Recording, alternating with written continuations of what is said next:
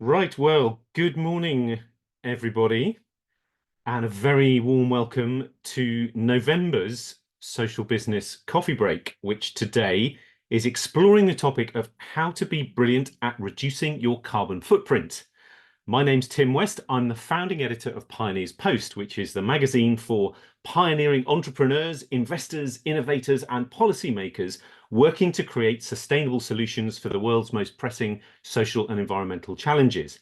As you may have heard me explain in our previous coffee breaks, we're not only a magazine, but we're also a social enterprise ourselves, with a mission to support our community of impact pioneers to build a better world through good business. And we do this through our journalism, but also with our ongoing program of awards, training, webinars, and networking opportunities. The social business coffee breaks are about both learning and connecting the pioneers in our community. They aim to give you a shot of social business knowledge and inspiration to energize your morning, and also to provide some practical tips to address the challenges that you face as you attempt to sustain and grow a thriving social business. The coffee break sessions are delivered in partnership with NatWest Social and Community Capital, which is NatWest Bank's independent social investment charity, as part of the learning and networking program that we've developed for the SE100 and WISE 100 awards community. Now, we know that most social enterprises want to do their best in the battle against climate change, even if climate issues are not actually the focus of their social mission. But what does taking climate action actually mean?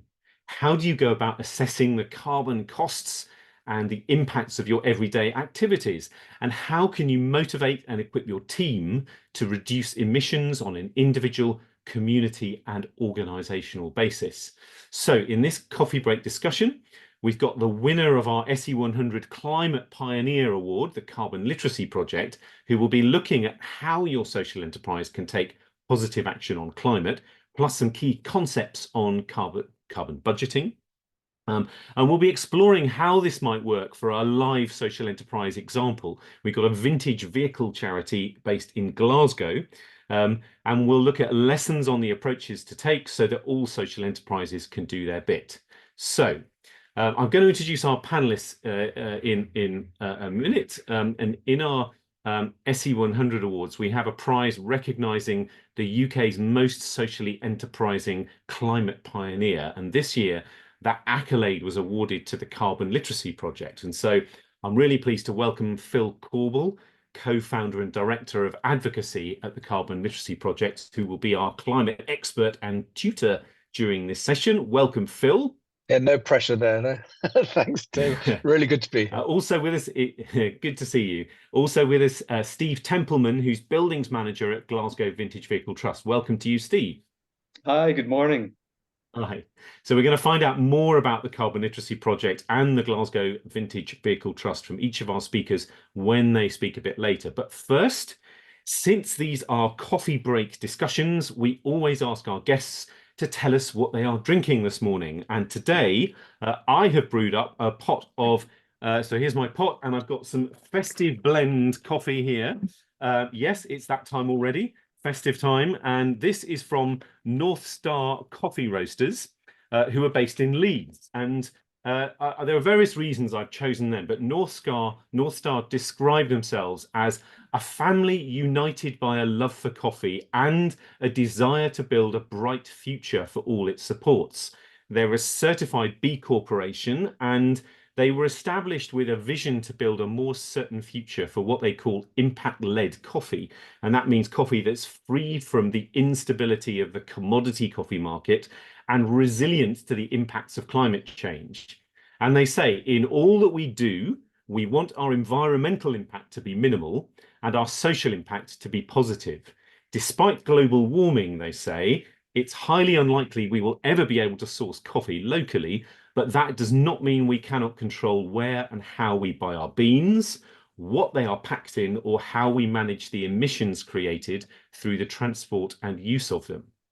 Now, North Star supports small suppliers in locations such as El Salvador and Rwanda, prioritizing small-scale producers because their coffee trees tend to be grown beneath a canopy of natural shade trees which not only capture carbon, but also provide food and shelter for wildlife. And in retaining the native plants among the coffee trees, the producers can reduce the need for pesticides and boost native bee populations that then themselves keep climate-related pests in check. All of North Star's beans are roasted using something called a loring machine, which we've got, it's there on the bottom right of the picture, it's sort of big metal thing in the picture. And the loring machine apparently has been designed not only to coax out maximum flavour, but to do so in a way that lowers the environmental impact. And in fact, by using this machine over a traditional roaster, they save approximately 106,000 pounds, that's LBS, of CO2 per year. The festive blend that I'm drinking is based on a bean from Brazil, from a farm that is pioneering a carbon neutral approach to their coffee growing. The packaging it comes in is made from 100% home compostable material, which will naturally break down within 6 months. And even the courier company they use to deliver the coffee to me is itself developing a fleet of electric vehicles and has an aim to be the greenest delivery company on the planet. Phil, I'm not sure if you know about North Star Roasters, but if not, they sound like your cup of tea, or should I say cup of coffee. Yeah, tea, Phil, actually, yeah. yeah, okay. So we're going to hear about the work you're doing in a minute, but yeah, what is your chosen brew this morning? Yeah, my chosen brew is, if I can show that, yeah, Clipper. Okay. And a B core. But you know what? When it comes to tea, it actually has to be good. I drink Clipper, the everyday brew they do, because it's a really good tea, which is a touchstone, really. You know, if you're a social enterprise, you can be as ethical as you like. If you're not delivering on the goods, quality of what you're doing, so what? And that's with the greatest respect to number two, Sarah. Sure. Yes, Yorkshire tea is my backup, Sarah. So don't worry. You know, we're flying the flag for the north here. Yeah, as you say, first rule of social enterprise is don't be worthy, be good. You know, make sure you have a good product or service, and then use that to deliver your social mission. Steve, what are you drinking this morning?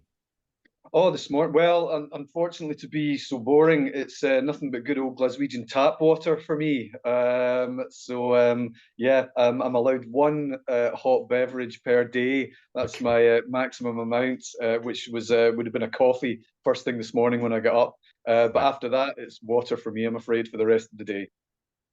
Very good, very healthy, probably very climate friendly. I don't know, Phil, is tap how climate friendly is tap water? Oh, you'd be surprised. A lot of embedded carbon going on there. Got to Okay. say, it depends on the company. Oh no, no, no, don't no. Don't There's a go there. rabbit hole beckoning there. Let's not Okay. avoid. All right. So look, now we've taken our first sips of climate-friendly coffee or tea, or perhaps tap water, we don't know. And it's time now to tackle the key topic of conversation, how to be brilliant at reducing your carbon footprint. And for the next 30 minutes or so, we'll hear from our two panelists, and then we'll aim to have time for some Q&A at the end. So please get your questions ready. If you have a question or a comment, feel free to put it in the chat or in the Q&A. And we may take some questions as we go along. Now, okay, so Phil, we're going to start off with you, Carbon Okay. Literacy Project. And actually, for a lot of this webinar, we're sort of going to be in your hands because you're the expert here, helping organizations of all kinds to understand and reduce their carbon footprint is essentially your key area of activity and expertise. Then we're going to introduce Steve to tell us about Glasgow Vintage Vehicles, and then you and Steve will have a conversation about the challenges and solutions that GVVT might look at, and then, as I say, we'll conclude with some Q&A. So, without further ado, Phil, please introduce yourself. Tell us where you're dialing in from, first of all. Actually, where in Yep. the world are you? And So then I think we're you're maybe going to share a video with us to indeed, introduce. indeed. Yeah. So we're a charity in Manchester.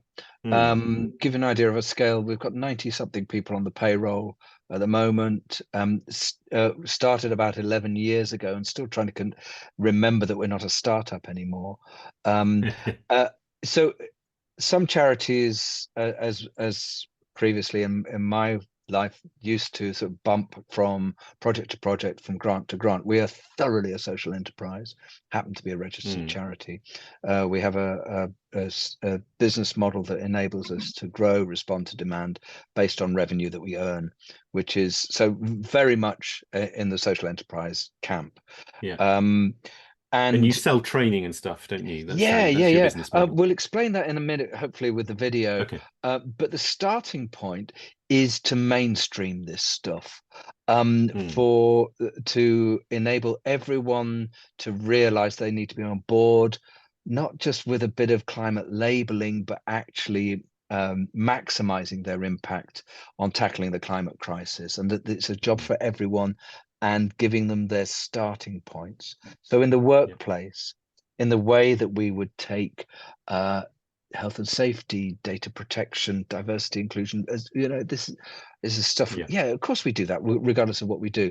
This is where we need carbon literacy to be, if we're to have a chance of hitting the targets that science demands of us to maintain a stable climate. That's where we started out.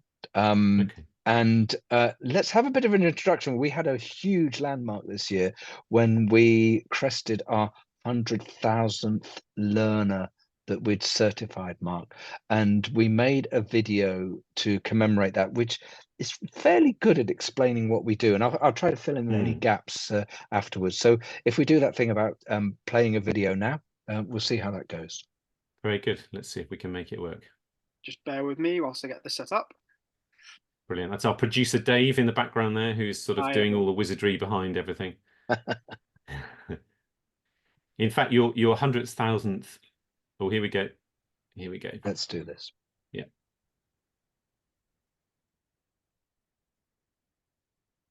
Daily, wherever. In a world where the urgency of climate change grows daily, where every decision shapes our future, we celebrate a monumental achievement: 100,000 carbon literate citizens worldwide. How do we create an impactful low carbon culture? So we spoke to employers, we spoke to educators about how do we achieve this, and that was where the idea of an adaptable framework for a day's worth of climate action training came into being. So this is about saying to people, here's the climate crisis, this is why it's relevant to you, here's a whole bunch of stuff that you can do about it, what would you do? I think the biggest benefit to being carbon literate is that you have the ability to make a decision in the similar way that you understand money. So you make a decision based on expense, you make a decision based on health, you make a decision based on social factors. And I think carbon literacy adds an extra tool to that belt, and now you can make decisions based on carbon impact. Behind this achievement is a network of dedicated trainers who continue to expand carbon literacy's reach, delivering accredited courses to over 30 nations and all 7 continents. I'm really proud to have played my part in training 100,000 carbon literate citizens. The more people that take carbon literacy, the more chance we have of achieving that societal transition to a low carbon economy. The most rewarding aspect of being a carbon literacy trainer to date has been seeing the connectivity of so many different individuals, organisations, networks, how they've come together, but how each of them has also embedded their carbon literacy actions into their organisational practices, or their making, or their doing, or their thinking.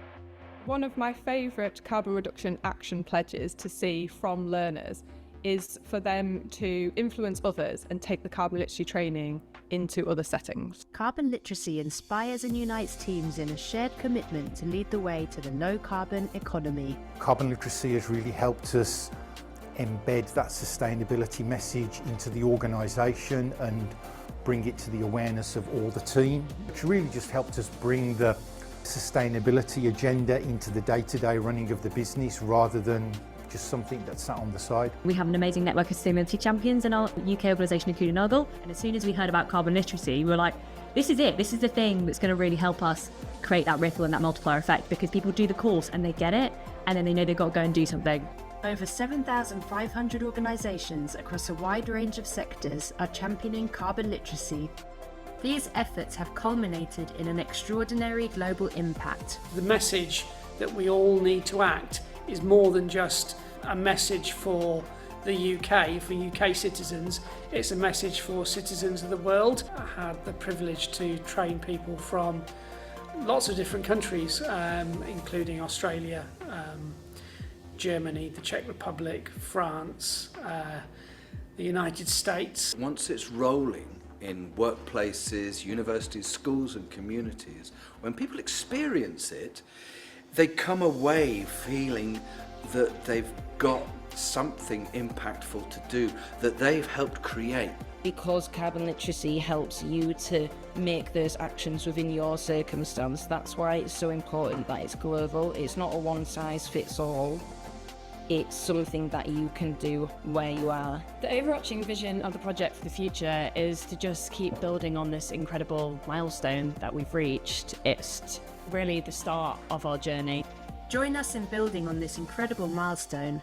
Together, we can continue to spread carbon literacy, making a significant impact on the journey towards a low-carbon future, reaching even more people and communities worldwide.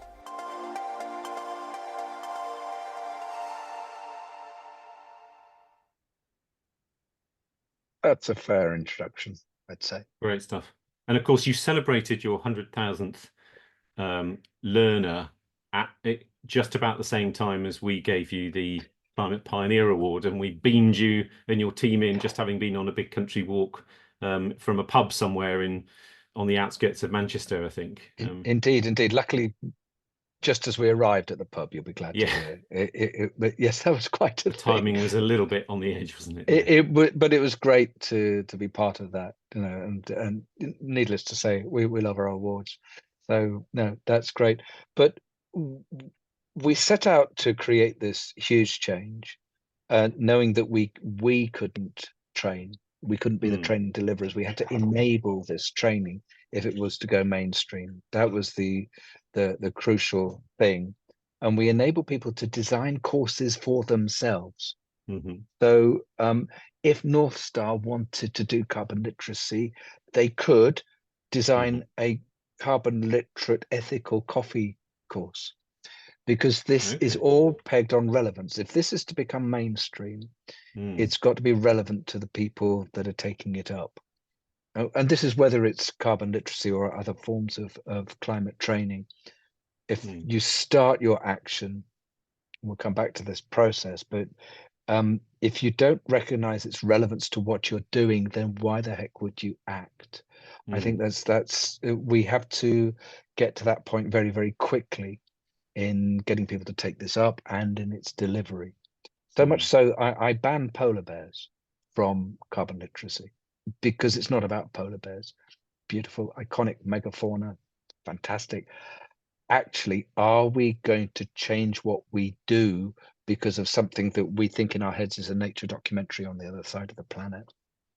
This is about bringing home the impacts of climate change to us and the benefits of acting on climate change. And we often end up talking about the co-benefits of those actions. So yes, you'll lower your overheads, you'll be responding to customer, public, regulatory demand. But actually there's a whole stack of co-benefits that come in the train about happier staff, lower overheads, brand distinctiveness, etc., that come with doing your best thing on climate, which is very much where we need to be. So we've created this highly scalable model that anyone can pick up, and we sort of sit at the heart of this extraordinary community. I mean, you know this, as social entrepreneurs, there's that spirit to collaborate even between people that might on the face of it be competitors. We absolutely find that in the climate field generally, that we can get people sitting around a table that on a commercial level or in other ways might be rivals. So that works. And so there's this community of practice that enables people to explore the impacts of what we do and help people along. As you say, there's a sort of spirit of collaboration, but there's also something that I guess people are faced with every day, which goes back to what you were saying about, you drink tea because it's good, not because it's worthy. So, carbon literacy is still seen as something which everyone thinks they should be doing, but they can't, if you're in a business, which we all are, then, you need to make a business case for it. You need to really understand, well, why should we be doing this stuff? And your board needs to understand, why should we be doing this stuff? And so I suppose that if the first point is education, I guess that sort of has something to do with it. Carbon literacy, if you're carbon literate, I guess it's about having an awareness of why this stuff is important in all sorts of ways, isn't it? Oh, thank you. Our first fan on the messaging there. Thank you, Des. That's always good. No, thank you so much for that. So it's getting the business case. It sounds mad that actually preserving a safe future for our children is not a way to make a business case in many cases. My role as director for external relations is introducing this to a huge range of people. And I sometimes reflect on how seldom I'm talking about a safe future for our children and the people and places that we love. But that business case, which is sometimes straight up regulatory, right? You're in this sector, you've got a carbon footprint, you have to deliver on this. And that can be regulatory directly or through a supply chain, or you're pitching for work. The number of SMEs I talk to say, a big customer is asking us for our footprint. What the heck? Where the heck do I start with that? They're using jargon that I simply don't understand. So, the motivation to act can be strong, but the first part of our work is to enable that case to be made. Now, our stuff is cheap as chips, but actually this time investment, because we're asking people to commit a day's worth of time. And until their management are carbon literate, that can sometimes be seen as a day away from work. Now, of course, it's the work. That's part of what you realize as you go through. So making that case around your role in being a responsible business, actually, you're successful in business. Why shouldn't you be good? This goes way beyond the social enterprise. This idea, I've got to be a cutthroat commercial operator and maximize. No, what does that somehow prevent you from playing your role, from being able to look at your kids in the eye and said, actually, no, I've actually done my best to preserve your safety. No, so these, as you can tell, these are live conversations and they pop up in all sorts of different frames. But you can get, as a social entrepreneur, you can get, dare I say it, you can get weary of all the good things you're supposed to do, can't you? That's the challenge, because of course your motivation to be a social enterprise is about doing good. But if you're doing good already, because you've got a group of beneficiaries that you're supporting, I don't know, with their mental health needs or something, and then also you're looking at diversity and you're looking at writing your social impact report, and then then someone says, well, hang on a minute, you're not carbon literate, maybe. What about your footprint? Exactly. Oh, absolutely. So it's making that connection that it's not a tick box exercise, and that sometimes, conversely, you do have to burn carbon. I'll never forget one of the first big pitches that I did back in the day was to a group of staff from a social landlord. From social landlords in Greater Manchester. And we had this great parade of worthies and experts, and we landed this really, really well to a room of about 100 people. Questions. I'll never forget the guy at the back for the first question. And I'm going to do a generic northern accent just to flavor this, so forgive me. But he goes, with all due respect, Phil, a load of my tenants need to burn more carbon. Have you heard of fuel poverty? And I went, yep, you bet. And you'll need to do that. And first priority, look after your tenants. What about the organizations, the company's carbon budget? So if you are spending here on keeping your tenants warm and you don't have a better way to do it than burn gas, where are you going to save it elsewhere on the estate?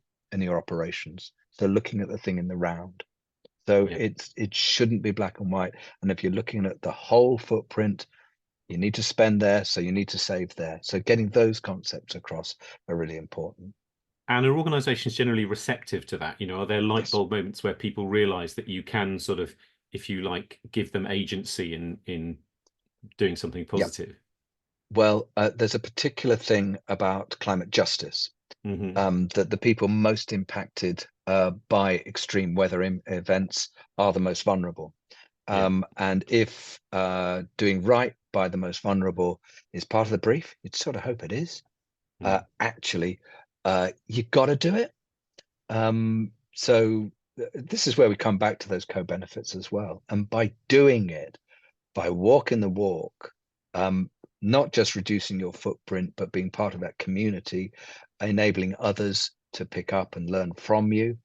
That's that starting point. We are facing a crisis. You know, we don't talk about a climate emergency or climate crisis lightly. Extreme weather just messes things up. And if you're trying to do good, it messes that up as well. So doing your bit to minimize your contribution to that mess should be a no-brainer. It really, really should. And if it's a crisis, you need to mobilize. And the first step in mobilizing is training. You don't send an untrained firefighter into a burning building. So we've got to skill ourselves up. And that's part of what we do. And how long does it take to skill yourselves and your whole team up then? I mean, what is it? Well, we talk about a day's worth of learning and doing. Practical work is absolutely part of it. You conclude by creating actions, and you can even include some delivery of that. So it's a day's worth. It can be blended. It can include some e-learning and homework, as well as the live engagements. And people say, who should be trained? We'll say, well, what does it take to hit a critical mass to create a low carbon culture? We talk about top down, bottom up. Some people take a different approach to that. Transport for London are training their top 4,000 plus people, not the tube drivers. They don't have much climate agency. They don't have much control of their footprint, but they've taken a very much top down approach. Others say top down, bottom up. It really depends on the approach. Part of what we do is about enabling people to apply what they know and their position to maximize their impact. So it can just as easily be a chief exec of a huge civil engineering project accelerating their net zero target date. But one of my favorite examples was a shop security guard at our local Next store in Manchester. He doesn't have much climate direct agency. He can't control where the energy supply comes from. His action was to create his own bin bags from waste plastic, waste packaging. Now, that's grams of carbon. But I imagine Bert, I forgot his name, so I call this guy Bert now. Bert going around after closing time going, you see my bin bags? I made them because I'm carbon literate, me. And that slightly hey, Bert's gone green. What, hey? You're promoting a low carbon culture in that way, which is absolutely vital too. And are there people in all different levels of the organization who, I mean, often I guess people don't think of themselves as being the right person to have that agency, do they? Yeah, we're all in on this. I mean, the scale of the impact, the speed with which we need to act means we have to be all in. Everyone's got a contribution. And sometimes it can be direct.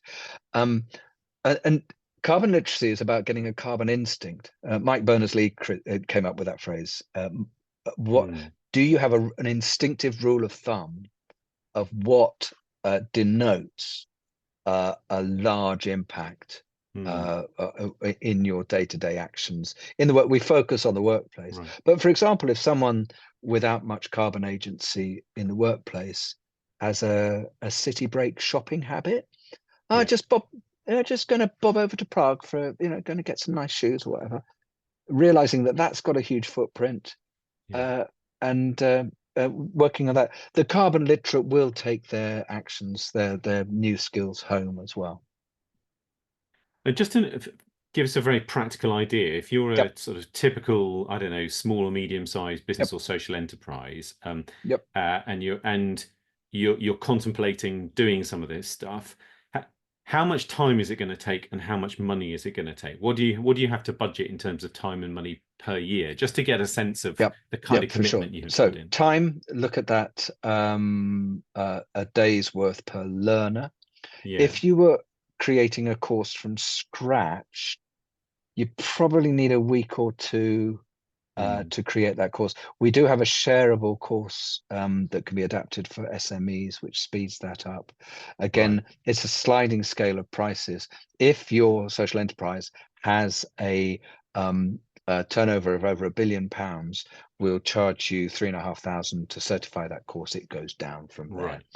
Think about a few hundred to £1,000 for a small organization to certify a course, and then £20 or £30 per learner, depending on the turnover of the company. So those are your costs.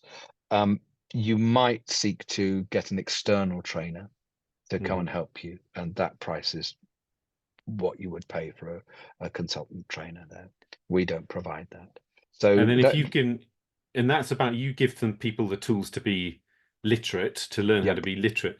But then if you're going to do something with that, so that actually, you make positive change happen, what should organizations be thinking of, just as a ballpark, in terms of how they commit? That, do they appoint a kind of climate champion within, and then they have a little subcommittee, and how does it work? It so varies, Tim. Some people do have environment specialists. They could, or it could come under their lead for ESG. The amount of health and safety people that have environment tacked onto their brief, or facilities people. It really varies. You do need someone to take responsibility. But I do remember an early conversation I had with a big retailer who proudly said, "We've just dropped all our store climate champions." Oh no, because everything was being left to them. So actually, again, it's how you get everyone on board. You need a lead, of course. You need someone at top table who has responsibility for it.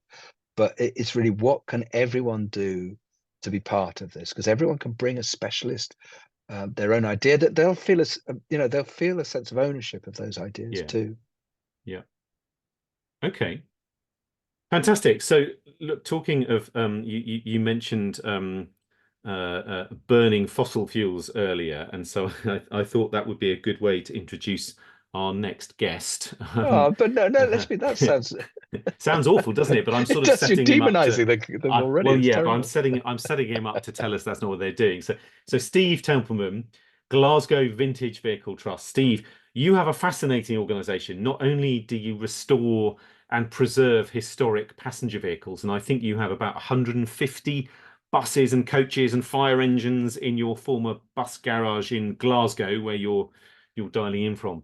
But while doing this, your charity also aims to promote the welfare and relief of the needs of addicts, doesn't it? So tell us briefly about GVVT's own story and how you operate, and then from your perspective, we'll talk about what being brilliant at reducing your carbon footprint might mean with Phil. Now you've got a video as well. Should we get Dave to play your video first to give us a sense of the where you're dialing in from and what it all looks like, because it's pretty impressive stuff. So sure, Dave, should we Dave, the producer in the background, could we please run the VT? Yes, bear with me.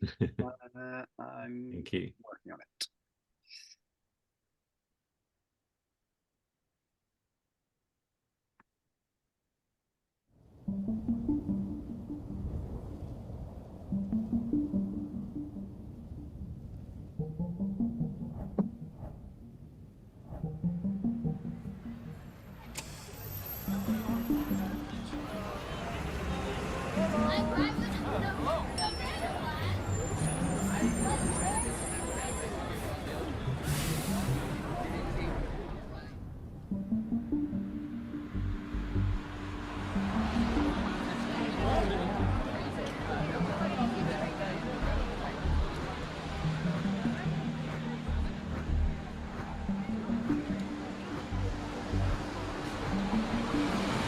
This is the bit that amazes me when we're sweeping through your depot here, the number of vehicles you've got. Wow. Quite a collection, yeah.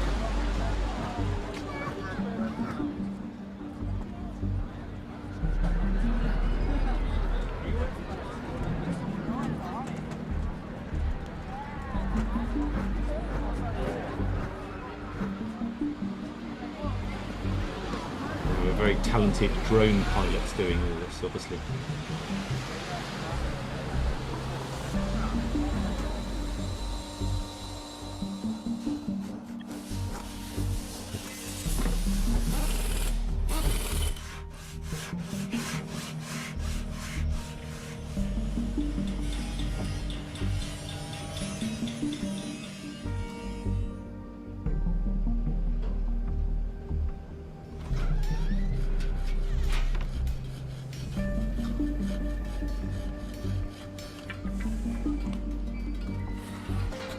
You can almost smell the diesel and the paint and stuff as you go through.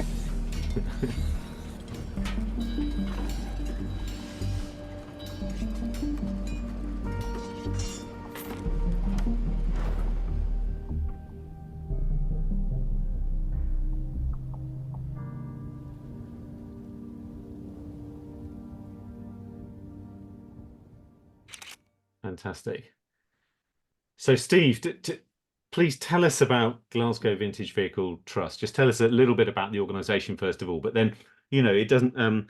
As I was saying, we think when we think of old vehicles, old buses, we think of kind of clouds of diesel smoke and that sort of thing. And so, how do you approach carbon literacy? What does that mean for you? Well, essentially, yes, you're absolutely right. There's no denying the fact that obviously these vehicles do produce, large amounts of carbon, etc. They're all diesel engines, and obviously of a certain age way before LEZs and catalytic converters, etc. So these vehicles are essentially, the vast majority of them are owned by private individuals. The trust has a handful of vehicles itself, and we also look after vehicles for Glasgow City Council as well. These vehicles were primarily here to restore and renovate these vintage vehicles, generally buses and commercial vehicles, and we have all the facilities here to do that. It's on a volunteer membership basis only, and essentially the site itself, which was an old bus garage back in the day, but only I believe ran for about 7 years as such, and then just became a kind of a council depot.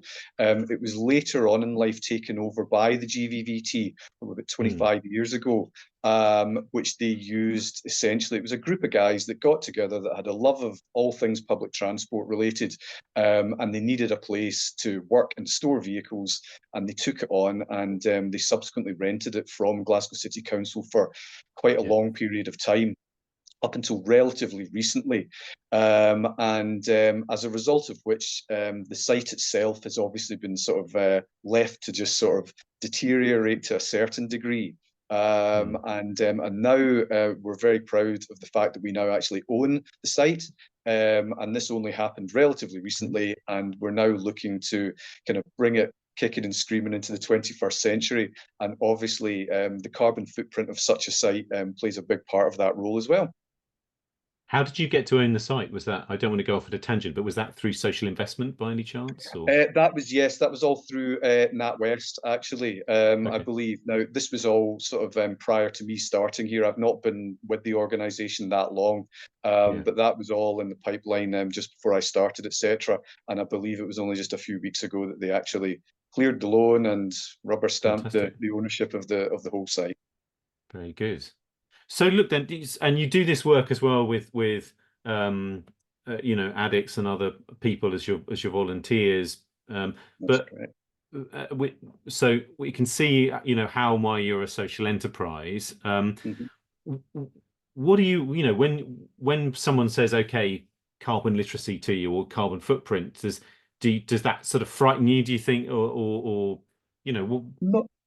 Not particularly, no. I think it's one of these things that we have a very sort of diverse and very large membership here, and it ranges from all ages.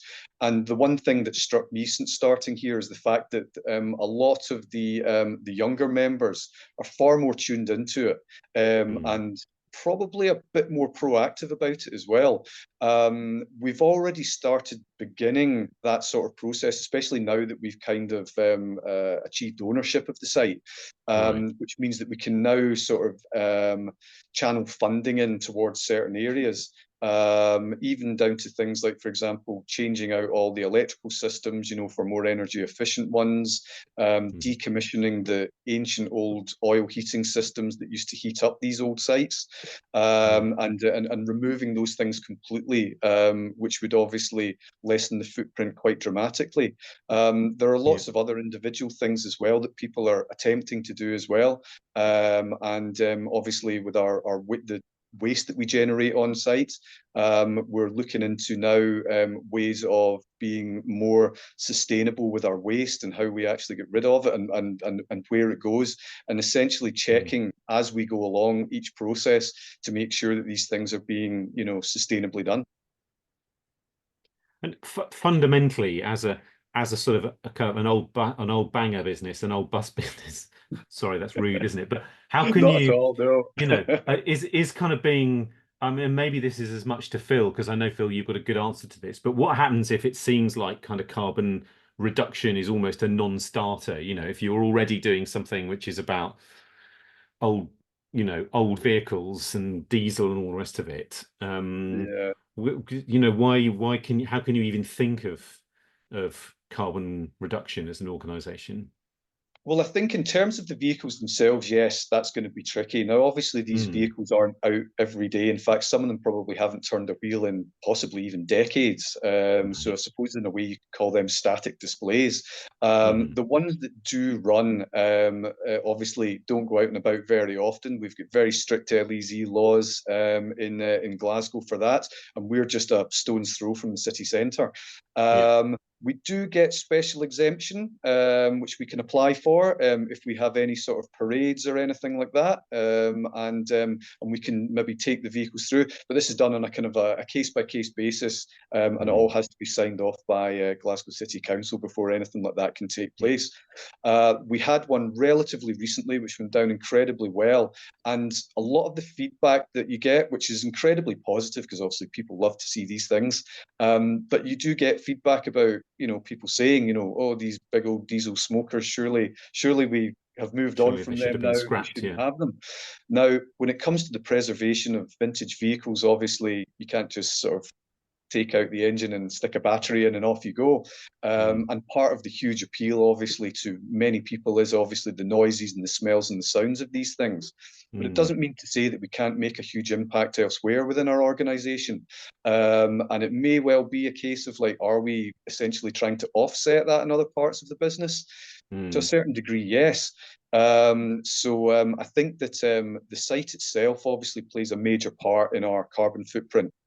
And certainly now that's the sort of focus that we're looking at, is trying to basically lower that as much as possible, to negate, I suppose, some of the emissions that these vehicles from time to time can produce.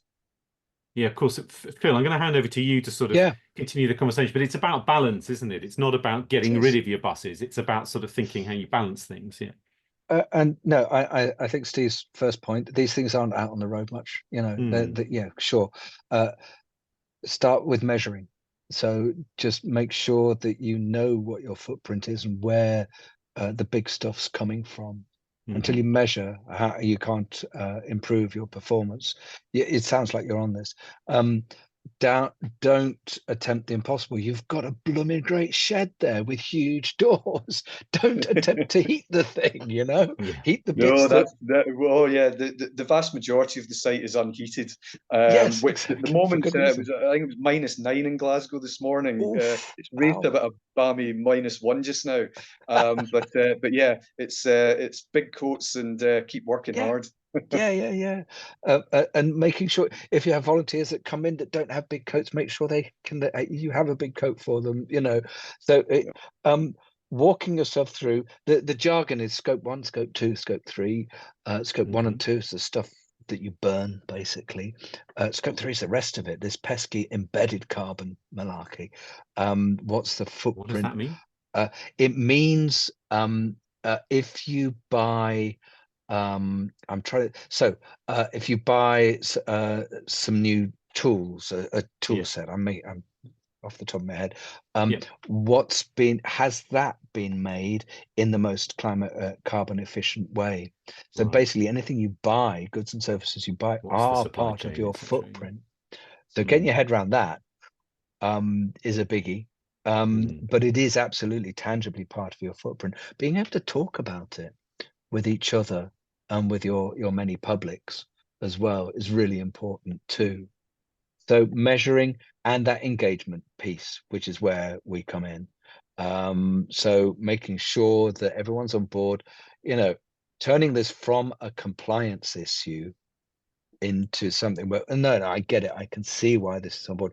The mission of public transport is brilliant. There's this fantastic stuff about how many cars are you taking off the road for each diesel bus.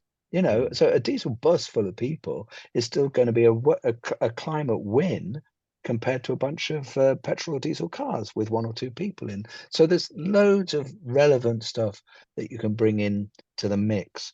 And as I say, it's cost saving. There's a whole thing about business case. You're going to do this energy efficiency measure.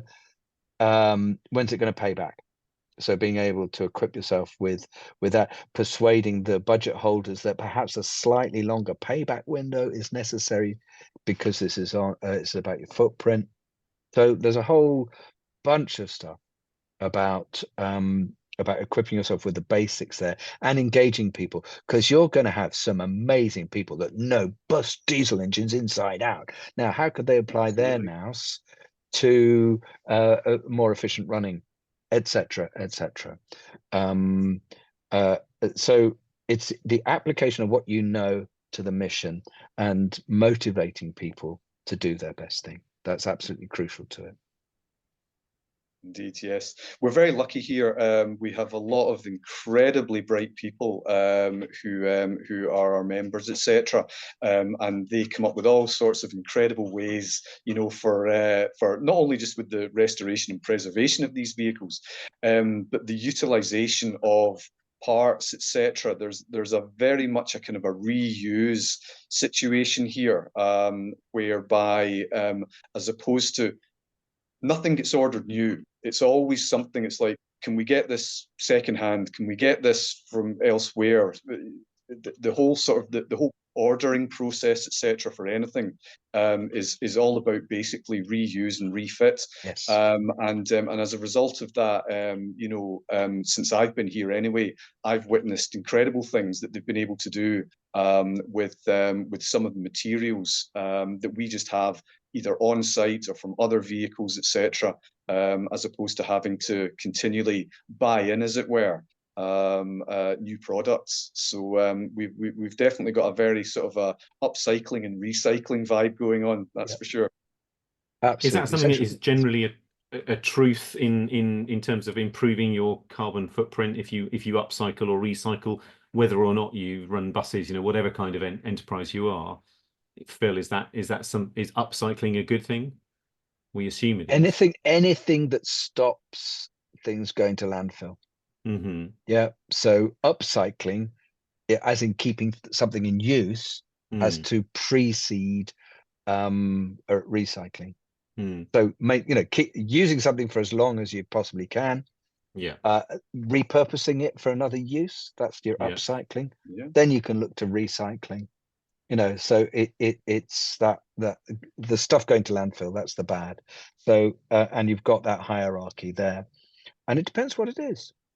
So it depends on that thing. But no, you've got these amazingly durable machines that you're keeping in one piece. They're not going to the scrapyard. That'll do. Yeah, certainly not. And so, Steve? Do you have a strategy then around your carbon footprint? you know, as part of your business plan and stuff? Does your board discuss it? I mean, what sort of level do you do things at? Or is As it yet, lots of good ideas that you will sort of throw the hat into and just get them done? Or yeah, as yet, there's nothing which you could say is kind of official, but basically, everybody is quite on board with it. It has to be said, and I've brought quite a bit of experience from the kind of commercial building sector, specifically hospitality, as well. So I've been sort of very well sort of trained within the field of carbon for quite a number of years, and that was just through a completely different sector. But the skills are completely transferable. Prior to that, I was in the motor trade for many years, and it's only now, I suppose, with hindsight, that I realised that back then, where there was no thought about carbon footprint, etc., that you start to realise how awful the practices were back in those days. Now it's obviously it's a long time since then, but having gone forward throughout other sort of industries and picking up information as I've gone along and trying to transfer that across into a situation like this, it is going to be challenging. But the fact is that there's very little to no kind of pushback on it. Everybody seems to want to kind of get involved, and everybody realizes that it's what we need to do. And it's beneficial to an organization like that, like us as well, because we tend to find that it's financially better for us to be more carbon aware than it is to not be. So as yet, there's maybe not an actual written down strategy, but we're certainly sort of making inroads into getting that way. is that what needs to happen, Phil? Do we need a written down strategy? I mean, otherwise it will just sort of start with a measurement. I think you know, you've really got to start with a measure, and it can be a bit more of a rule of thumb, going back to that carbon instinct. But having a measuring and targets are important, and you'll have those multiple pressures to respond to. So not vital, more important, don't delay action for the sake of having the perfect strategy. People always talk about targets and dates and percentages. Actually, I'm quite happy with doing the biggest thing you can as fast as you can for the moment. And actually the end, net zero, I don't know how to get to net zero, so I'm not going to start. No, start. You know, where there'll be low-hanging fruit that you can crack on with while you build up your expertise to do some more specialist stuff. Absolutely, I think that's something that we've taken on here quite well, actually, and we've realised that there are certain things which are going to be, you know, the big hitters maybe that are going to take a little bit of time to sort of like organise and maybe get sorted out. But at the moment, there are plenty of other things that we can be getting on with, and we're basically chipping away at those kind of as we speak. The vast majority of work we carry out, we keep in-house, and we're already starting to notice the difference, not only in things like energy bills, etc., but as a result of the fact that, you know, the environment is becoming better round about here, and hopefully that'll be, well, that's just better for everybody. Yeah. Look, we've got some questions in the chat, which I thought would be good to take a look at. So thanks very much for those who've given some questions. Gail Steiger says, Phil, we work in an impoverished community in South Africa and get funds from corporates who invest in education, SME development, or projects that uplift the community. They work with green entrepreneurs and waste collectors and people maintaining street toilets and taps and things. We are finding we need to be more carbon literate as a team, especially if donor sponsors a project and wants impact reports. And of course, this could make us more attractive to donors, and to similarly for investors, if they speak the right language. So she says, what are your thoughts about how carbon literacy could benefit us? Get trained. I know I would say that, wouldn't I? Yeah. No, but there would be a course to be devised, or there might be one out there already. We've got 810 courses, so I really don't know every course that we've got that could apply to applying this to you and your beneficiaries. Yeah. So Carbon Literacy UK is not going to be the same as Carbon Literacy SA. We're working with some fantastic NGOs in the Global South and Sub-Saharan Africa, and it less of an emphasis on telling people with a tiny footprint that they've got to reduce their footprint, but how do you optimize your operations to minimize what you can and influence others? So again, it's ours is an adaptable framework, and relevance all the way through.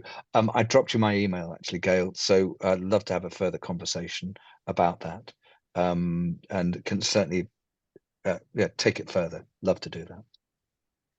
Sarah Hartley, who I happen to know is a brilliant trainer who trains journalists in looking at reducing their carbon footprint, and we're hoping to talk to her about getting some training for our team soon. But Sarah has said she was at an event in the UK last night when an influential person asked me whether there was any point in doing training or reducing carbon now that Trump is on the way. How would you have responded? We could go down a rabbit hole with this one as well, but yeah. Okay. Is the new president, leader of the free world, detrimental to our chances of maintaining a stable climate? Of course it's detrimental. That we can't put a varnish on that. Flip side, every gram of greenhouse gas we keep out of the atmosphere reduces the chance of harm, and that harm is often to the most vulnerable.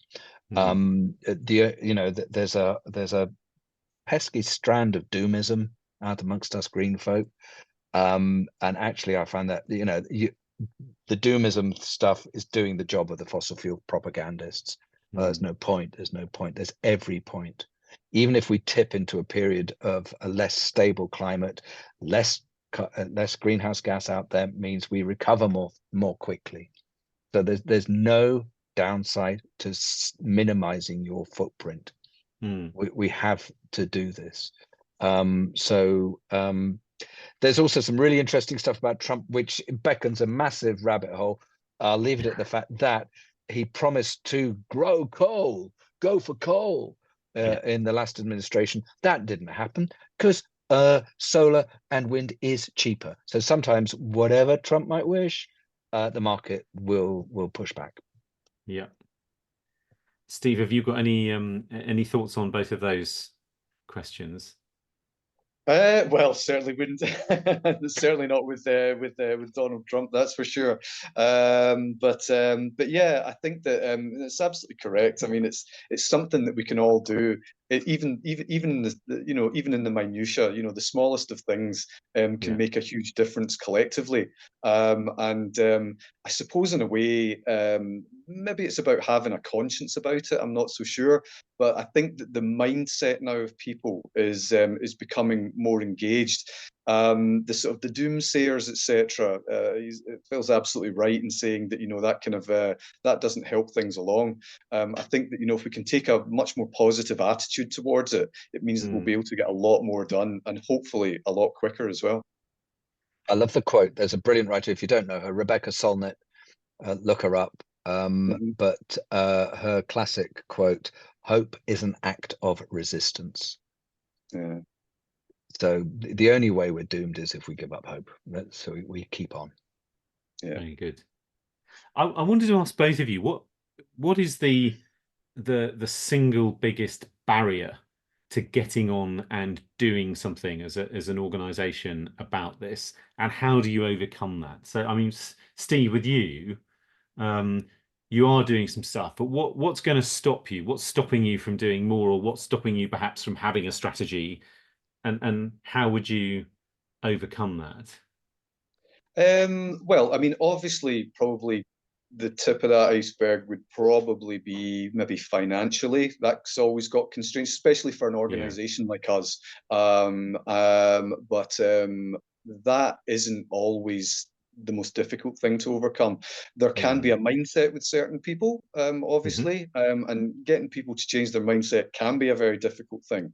However, there's strength in numbers, and I tend to find that people are more on board than aren't. So that's always quite a positive. But generally speaking, I think that the most difficult thing, certainly from a kind of personal perspective within our particular site is kind of, I suppose, in a way, maybe manpower. I mean, I'm a kind of army of one here. We don't really have any employees, except for myself, and everybody else here is volunteers. They kind of come and go as and when they wish, and they do some fantastic work.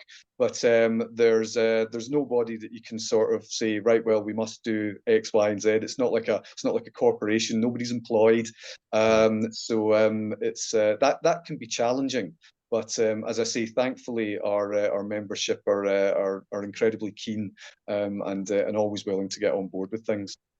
And how about your board of trustees then? So as a charity, even if you weren't a charity, your board, presumably, you need someone to be, or all of them to be championing this for you as well. Absolutely, yes. I mean, the head of our trust is a fantastic chap who is incredibly knowledgeable about the environmental impact, etc., of what we do, they, even before I had started here, had already began the process of trying to eliminate certain things that obviously increased our carbon footprints, etc. And I'm sort of picking up the baton from him, and we're kind of pushing forward with as much as we can. But they've already done some really good work here. Some of that work has been sort of almost detrimental to how we operate, but we realised that it's actually it's better in the long run. If we go through with it. And if we're coming to the end of the conversation now, so I'll ask you to say something in a minute, Phil, but I just want to ask you, Steve, as your last comment, what's the sort of main one piece of advice or lesson or tip that you would like to share with other social enterprises about reducing your carbon footprint in terms of how to do it brilliantly?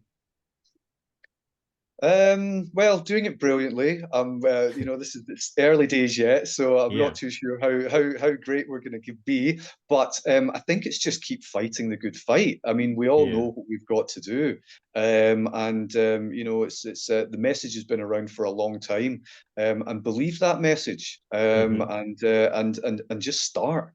Just start. Don't hold back from it. I think obviously Phil was talking about the low hanging fruit, etc. There's lots that everybody can get on with, and just to go for it.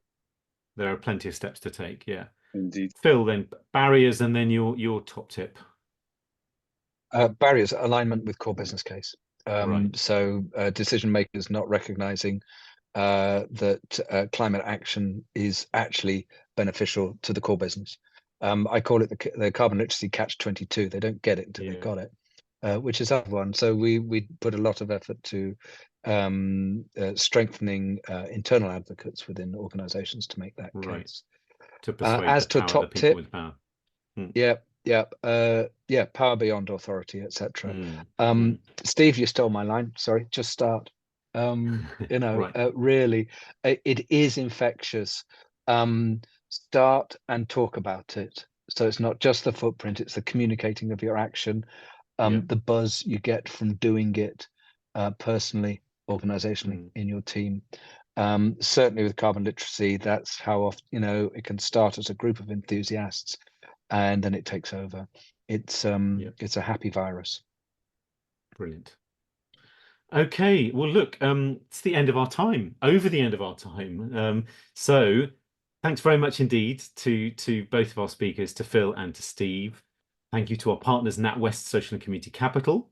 Our next social business coffee break discussion is going to be in just about 3 weeks' time, on the 11th of December at 11:30, when we'll be exploring how to be a brilliant social enterprise employer. So look out for the details of that in our newsletter and our social media. And we'll be publishing the video and the story from this webinar on the Pioneers Post website and through our social media channels soon.